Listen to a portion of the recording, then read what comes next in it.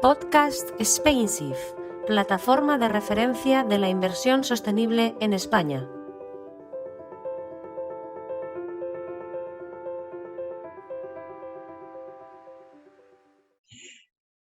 Hola, bienvenidos a una nueva edición de los podcasts de Spainsafe, el espacio en el que analizamos la actualidad y la innovación en el mundo de la inversión sostenible en España. En esta ocasión nos acompaña Mario Sánchez, de la Secretaría Confederal de Comisiones Obreras, con el que vamos a conversar sobre cómo la inversión sostenible puede transitar hacia una transición justa. Bienvenido, Mario, a estos podcasts de Spainsafe. Un placer estar con vosotros. Muchas gracias. Mario, desde tu punto de vista, ¿qué sería una transición justa?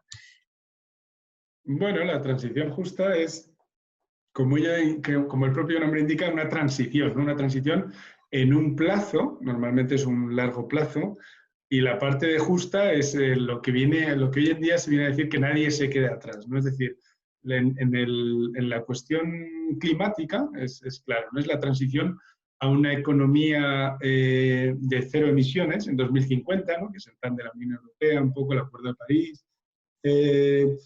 Y la parte de justa sería que en ese proceso hacia 2050, que tiene varias partes, 2030, 2040, 2050, nadie se queda atrás. ¿Qué significa eso? Pues que haya algún tipo, por ejemplo, son varios planes, desde el punto de vista incluso estatal, por ejemplo, habría los agentes sociales y las administraciones en la negociación tripartita, pues es un plan de industrial, ¿no? Un poco de reconversión industrial, de transformación del sector, ¿no? Energético, productivo en general, y en esa transformación pues hay una financiación pública para, pues si hay que cerrar determinados centros, pues esos centros que tú cierras, pues que tengas que el impacto sobre los, en principio, trabajadores y trabajadoras, pero también sobre la propia región, ¿no? Que muchas veces todos los empleos adyacentes que hay, ¿no? Muchas veces, y no se vean afectados, ¿no? De alguna que otra forma sería, pues eso, esa negociación tripartita, y no solo eso, ¿no? También desde el punto de vista ya de la empresa, aunque sería una transformación propia del modelo de negocio, ¿no? La responsabilidad social de la empresa. Empresas, por ejemplo, del sector de combustibles fósiles, pues lo lógico es que ya vean el modelo de transformación que hay y traten de, ahora que todavía están a tiempo, ir transformando poco a poco su negocio, de forma que vayan cambiando el modelo y pasen de la economía marrón a la verde, por así decirlo, ¿no? Y en ese proceso de transición, que nadie se quede atrás. Eso significa, pues muchas veces, recolocar a gente en nuevos negocios que puedan salir o nuevas áreas de la propia empresa, dar formación, y en aquellos casos, por ejemplo, en los que haya salidas que no sean traumáticas, que haya un plan de salidas adecuado, con prejubilaciones bien financiadas, ¿no? Y todas esas cuestiones, ¿no? Entonces eso sería un poco esa parte, ¿no? Es cambiar y hay muchos agentes implicados, ¿no? Y bueno, desde a nivel europeo esa transición justa se está introduciendo en políticas de la Unión Europea. ¿Qué importancia tiene la transición justa en el Plan de Finanzas Sostenibles de la Unión Europea y también en el Pacto Verde, del que has hablado anteriormente? Sí, ahí, bueno, la verdad es que el Plan de Acción de Finanzas Sostenibles nosotros lo vemos muy bien, creemos que es muy favorable, pero es verdad que tiene un foco muy medioambiental, ¿vale? Sí que a través de las diferentes consultas logramos que hubiera un mínimo social, digamos, que son los convenios de la OIT, cosa que consideramos muy, muy positiva, realmente, ¿no? Pero tiene la taxonomía, que es puramente medioambiental, toda la parte de bonos verdes, toda la parte de índices de sostenibilidad más medioambientales, ¿no? Que nosotros consideramos que es una cosa que sin duda hay que hacer y es necesaria, pero sí que insistimos mucho en en reforzar la parte social de ese plan de acción de finanzas sostenibles, ¿no? Sí que se va a hacer, ya la Unión Europea habla de hacer una taxonomía social, de avanzar, o sea, la primera parte, la medioambiental, por la urgencia climática, aunque bueno, la urgencia social, a partir ahora de la crisis del coronavirus, pues va a hacer que sin duda yo creo que la parte de la taxonomía social se acelere, ¿no? El Pacto Verde sí que ya tiene una parte más social, ¿no? Tiene el mecanismo de transición, tiene ya la parte de lo que hemos comentado antes, ¿no? Que nadie se quede atrás, ¿no?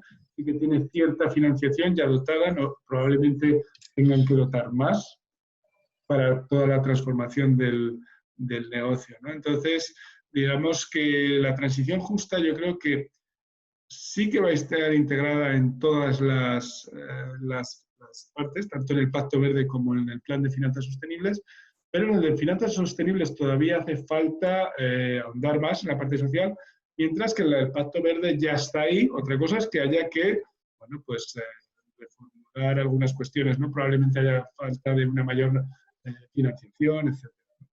Uh-huh. Y Mario, ¿cómo se vincula la negociación colectiva en esa transición justa hacia una economía baja en emisiones de gases de efecto invernadero?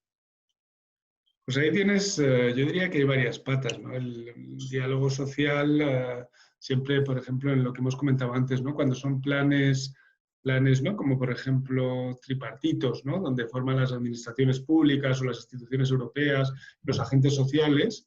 Esa es un tipo de negociación en la que va, por un lado, necesaria para la transición justa, porque tiene que haber financiación pública también, no solo privada, ¿no? Muchas veces pues, son las dos patas.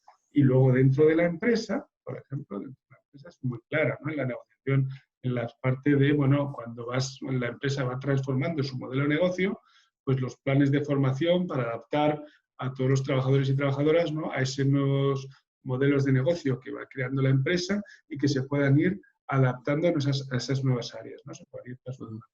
En los casos, por ejemplo, de bueno, pues prejubilaciones, etcétera, pues que la negociación de las condiciones que sean adecuadas para la gente, ¿no? Que puedan, jubilaciones, etcétera. Toda esa parte tiene que estar bien desarrollada dentro de la negociación colectiva. Entonces, la responsabilidad social de la empresa hace que tenga en cuenta bueno, pues toda la representación legal de los trabajadores y trabajadoras a la hora de diseñar todo este tipo de políticas de transición, ¿no?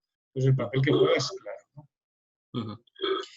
Y Mario, ¿consideras que esa apuesta por una economía verde puede ser una oportunidad para mejorar los estándares laborales?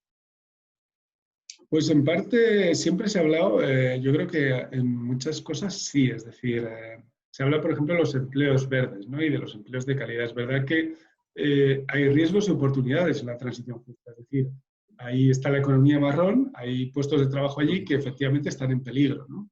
O que se van a ver afectados, digámoslo así.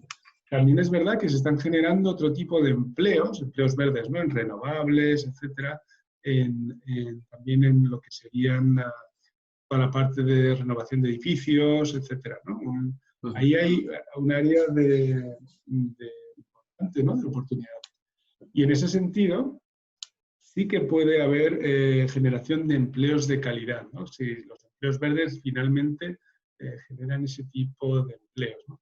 También lo mismo en la transformación, la transición justa en las empresas de la economía marrón puede dar que esos empleos sigan siendo empleos de calidad, ¿no? También porque las empresas transitan hacia otro modelo, ¿no? Entonces, y luego toda la parte también, por ejemplo, hablamos de movilidad, recuperación verde, movilidad sostenible. Ahora hemos visto con la crisis del coronavirus, ¿no? Mucha gente trabajando desde sus casas, ¿no? Bueno, esto yo creo que el teletrabajo, bueno, va a venir para quedarse en el sentido de combinación, ¿no? Del trabajo presencial con el teletrabajo. Yo creo que hay varias partes de la economía que pueden combinar bien estos dos modelos de trabajo, ¿no? Presencial y teletrabajo. Uh-huh. Y esto hace que efectivamente, bueno, haya una movilidad más sostenible, ¿no? Al haber menos movilidad, efectivamente, esto tiene un impacto también en el medio ambiente, en la calidad de las personas, de la vida de las personas, ¿no? También a través de la conciliación, ¿no? El hecho de poder teletrabajar te permite, en parte, poder conciliar mejor tu vida profesional con la vida personal. Yo creo que sí que ofrece una serie de oportunidades que, bueno, que están ahí sin duda. Y a nivel en el caso español, con la estrategia de transición justa que se ha incluido en el anteproyecto de ley en la ley de cambio climático, ¿esto crees que se puede aprovechar a nivel de España? Sin duda, yo creo que ahí lo que es la ley sí que tiene el modelo un poco que hemos visto del Pacto Verde, ¿no? Lo de que nadie se quede atrás, ¿no? Eso es una de las cosas que considera. Considera también hacer planes con los agentes sociales, las comunidades autónomas, de las áreas más afectadas, ¿no? Especialmente las que hemos comentado antes, ¿no? Las que ven afectadas por cierres, etcétera, ¿no? Entonces, en ese sentido, luego además hay planes de financiación, ¿no? Luego habrá que ver, igual que en el Pacto Verde, toda la financiación, probablemente cómo se trata esa financiación, si hay que dar más financiación, en fin, todas esas cosas, ¿no?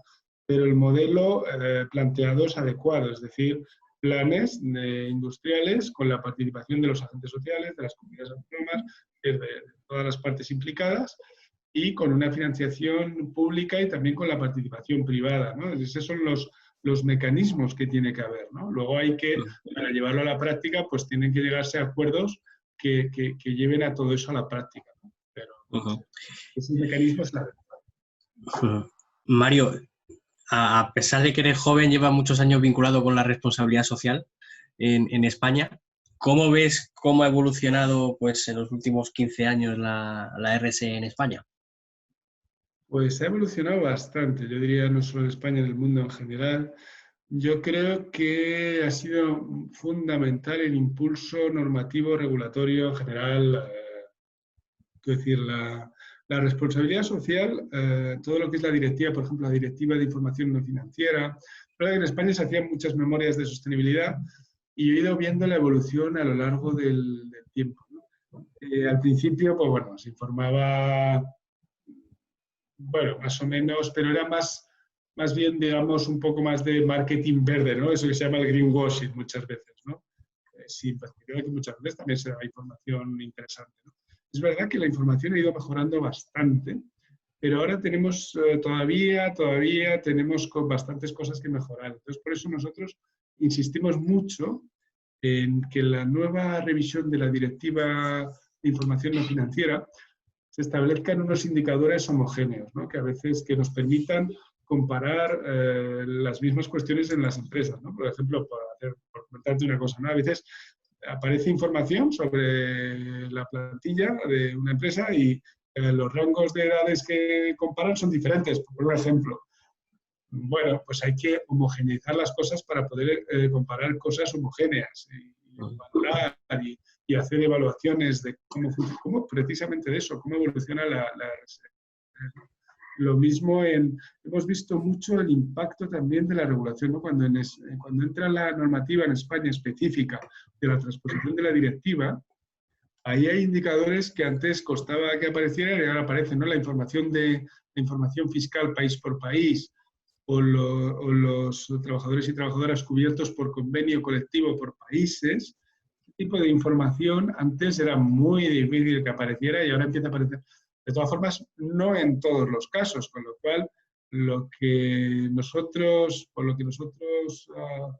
apostamos es realmente por un modelo, por una regulación de un modelo de información, ¿vale? Que está regulado, sea homogéneo y que todo el mundo informe de lo mismo. Y esto será bueno para la responsabilidad social, pero también, por ejemplo, para la inversión social. Pues Mario, vamos concluyendo ya. No sé si quieres añadir algo más sobre transición justa e inversión sostenible. Bueno, simplemente que bueno, es un camino a largo plazo, pero bueno, parece que sin duda va avanzando. Nosotros esperamos que avance más rápido, que la regulación acompañe este camino. Es muy importante el avance de la regulación, por lo que te comentaba antes, ¿no? Se ve que cuando hay regulación realmente se dan avances que con la autorregulación o la voluntariedad no se dan igual. Pues Mario, muchísimas gracias por acompañarnos a estos podcasts de SpainShift y hasta la próxima. Muchas gracias a vosotros. Hasta la próxima. Podcast SpainShift, plataforma de referencia de la inversión sostenible en España.